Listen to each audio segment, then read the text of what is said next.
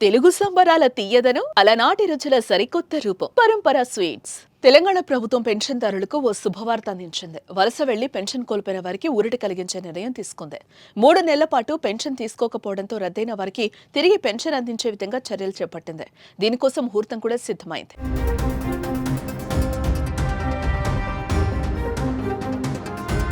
తెలంగాణ రాష్ట్రంలో సామాజిక భద్రత పెన్షన్ పథకం కింద లబ్ధిదారులకు ఆర్థిక సహాయం అందిస్తున్న విషయం తెలిసిందే. వృద్ధులు, ఒంటరి మహిళలు, వితంతువులు, వికలాంగులు తదితరులకు అండగా ఉండేందుకు తెలంగాణ ప్రభుత్వం అమలు చేస్తున్న పథకం చేయూత. దీని కింద ప్రభుత్వం నెల నెలా పింఛన్లు అందిస్తోంది. గతంలో బీఆర్ఎస్ ప్రభుత్వం ఆసరా పేరుతో ఈ పథకాన్ని అమలు చేసింది.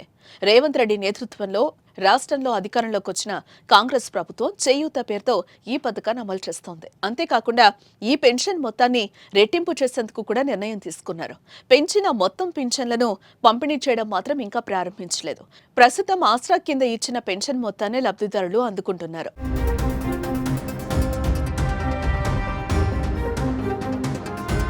రాష్ట్ర వ్యాప్తంగా దివ్యాంగులకు 4,016 రూపాయలు, ఇతర లబ్ధిదారులకు 2,016 రూపాయలు పెన్షన్ అందుతోంది. అయితే లబ్ధిదారులు ఎవరైతే 3 నెలల పాటు పెన్షన్ తీసుకోలేదో ఆ లబ్ధిదారులకు పెన్షన్ కోల్పోయారు.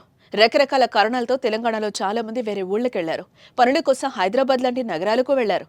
ఇలా గత 5 సంవత్సరాల్లో 2.24 లక్షల మంది పెన్షన్దారులు ఇతర ప్రాంతాలకు వలస వెళ్లిపోవడంతో పెన్షన్ లబ్ధిదారుల జాబితా నుండి వారి పేర్లు తొలగించారు.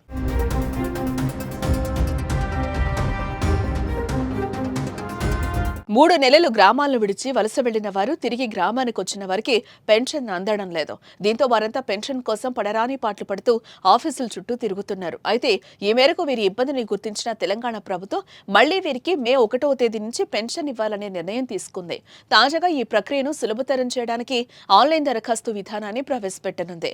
దీని ద్వారా వలస వెళ్లి తిరిగి సొంత ఊరుకొచ్చిన లబ్ధిదారులు తమ వివరాలను ఆన్లైన్ పోర్టల్లో నమోదు చేసి సులభంగా పెన్షన్ తిరిగి వచ్చేలా దరఖాస్తు చేసుకోవచ్చు. లేదా మీ సేవా కేంద్రానికి వెళ్లి కూడా దరఖాస్తు చేయించుకోవచ్చు. ప్రభుత్వ నిర్ణయంతో అంతా ఆనందం వ్యక్తం చేస్తున్నారు.